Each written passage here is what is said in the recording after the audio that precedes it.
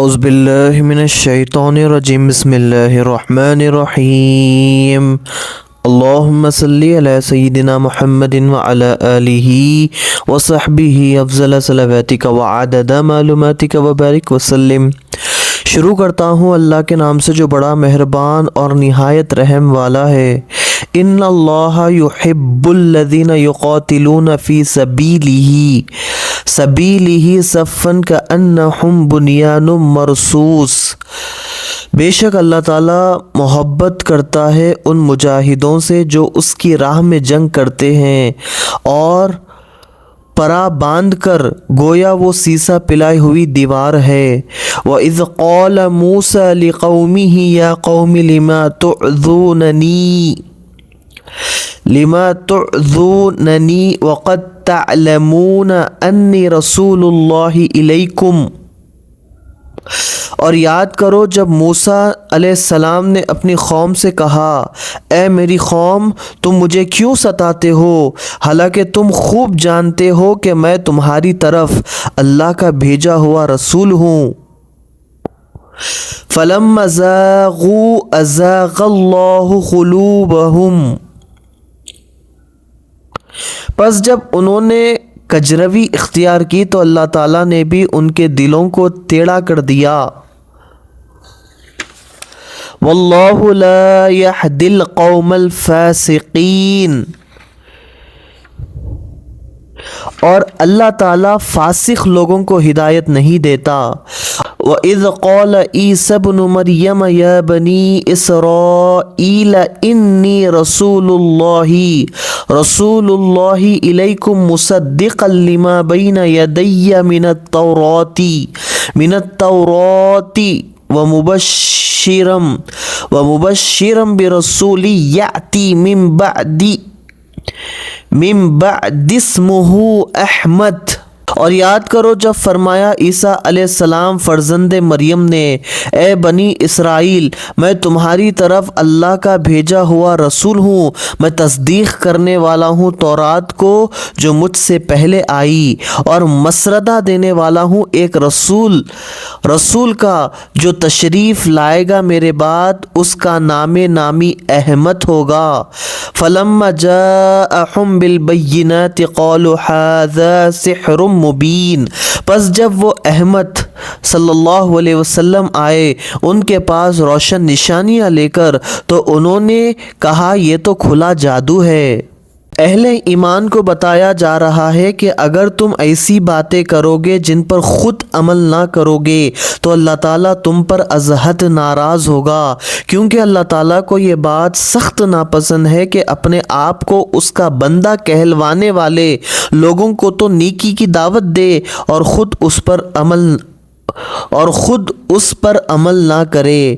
اسلام امن و سلامتی کا دین ہے، قتل و غارت اور خون ریزی اس کی فطرت کے خلاف ہے۔ اس نے جب بھی جنگ کی اجازت دی ہے وہاں چند شرائط بھی عائد کی ہے جن کا پورا ہونا از حد ضروری ہے۔ سب سے پہلی شرط یہ ہے کہ وہ سبیل اللہ ہو، یعنی اس کا مقصد حق کو سر بلند کرنا اور باطل کو سرکوبی کرنا ہو، نیکی کی قوتوں کو آزاد کرانا اور برائی اور اس کے علمداروں کو بجلا کرنا ہو۔ جس قوم کے سامنے اتنا عظیم اور اعلیٰ مقصد ہو وہ اگر متحد و منظم ہو کر باطل کی قوتوں سے نبر آزما نہ ہوگی تو وہ قوتیں اسے پیس کر رکھ دے گی۔ اس قوم کی شکست صرف اس کی ذات تک محدود نہ رہے گی بلکہ وہ بلند نظریات جن پر ساری انسانیت کی فلاح کا انحصار ہے وہ شکست کھا جائیں گے، اور یہ اتنا بڑا المیہ ہوگا کہ اس کی تلافی کے لیے مدت مدید درکار ہوگی۔ اس لیے اس آیت میں وضاحت سے بتا دیا کہ اللہ تعالیٰ صرف ان باہمت جوان مردوں سے محبت اور پیار کرتا ہے جن کی جنگ کی غرض و غایت محض حق کا بول بالا ہو، اور جب کسی میدان کارزار میں معور کے اراہوں تو ان میں انتشار اور افتراق کا نام و نشان تک نہ ہو۔ بڑے منظم ہو کر وہ دشمن کی طرف بڑھے اور ان کی منظم پیش قدمی کو دیکھ کر دیکھنے والے باور کر لے کہ یہ غیر منظم افراد کی بھیڑ نہیں ہے، بلکہ یہ ایک مضبوط اور مستحکم دیوار ہے جس میں پگھلا ہوا سیسا ڈال کر رکجا کر دیا ہے۔ موسیٰ علیہ السلام کو جس قوم سے واسطہ پڑا تھا اس کے کردار اور سیرت کے خد و خال سے مختلف مقامات پر آپ آگاہ ہو چکے ہیں۔ حق کو پہچانتے ہوئے اس کا انکار ان کی فطرت ثانیہ بن چکی تھی۔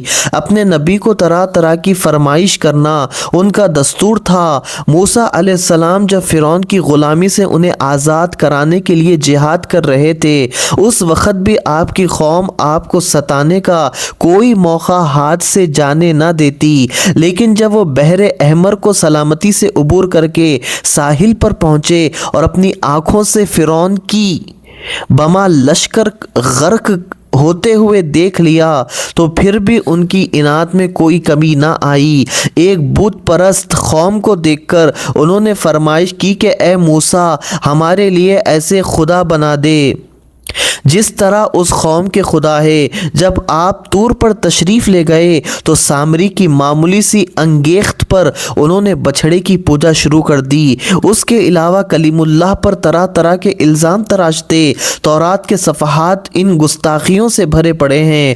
حضرت موسیٰ علیہ السلام نے انہیں فرمایا، اے میری قوم، تم جانتے ہو کہ میں اللہ تعالیٰ کا رسول ہوں، اور پھر بھی تم میری دل آزاری سے باز نہیں آتے۔ تمہارے لیے ڈوب مرنے کا مقام ہے۔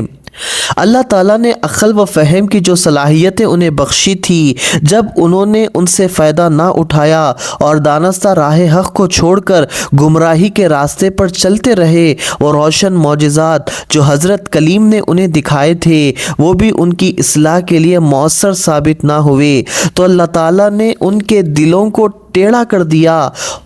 جو فرد یا قوم راہ ضلالت پر پورے جوش و خروش سے گامزن رہتی ہے، آخر کار وہ اس منزل پر پہنچ جاتی ہے جب اس سے حق پذیری کی صلاحیتیں سلب کر لی جاتی ہے۔ وہ آگ جو نور حق کو دیکھ سکتی ہے اور پہچان سکتی ہے، وہ اندھی ہو جاتی ہے، کیونکہ یہ دنیا دارالعمل ہے۔ اللہ تعالیٰ کے نیک بندے تشریف لاتے ہیں، ضلالت ہدایت کو دلائل و شواہد سے آشکار کرا دیتے ہیں۔ اس کے بعد ہر شخص آزاد ہوتا ہے کہ وہ اپنی مرضی سے ان دو میں سے ایک کا انتخاب کر لے۔ جو ہدایت قبول کرتا ہے، اللہ تعالیٰ اس کو اپنی توفیقات سے سرفراز کرتا ہے۔ وہ راہ کی دشواریوں کا مقابلہ کرتے ہوئے فلاح و کامرانی کی منزل کی طرف بڑھتا رہتا ہے، اور جو ضلالت سے چمٹے رہنا پسند کرتا ہے اس کی منت نہیں کی جاتی۔ جناب والا ایسا نہ کرو، انہیں اسی حال میں چھوڑ دیا جاتا ہے۔ علامہ پانی پتی فرماتے ہیں، یعنی جب انہوں نے حق سے انحراف کیا اور اذیت رسانی سے باز نہ آئے تو اللہ تعالیٰ نے قبول حق سے ان کے منہ پھیر دیے۔ ایسے فاسق و فاجر لوگ جو جان بوجھ کر گمراہی کو پسند کرتے ہیں، اللہ تعالیٰ کا یہ دستور نہیں کہ وہ انہیں ہدایت جیسی گریباں نعمت زبردستی ارزانی فرما دے۔ اللہ سبحانہ و تعالیٰ سے دعا ہے جو کچھ کہا گیا، جو کچھ سنا گیا، اس پہ عمل کرنے کی توفیق عطا فرمائے۔ وصلی اللہ تعالیٰ علیہ وسلم برحمتک یا ارحم الراحمین، والحمد للہ رب العالمین۔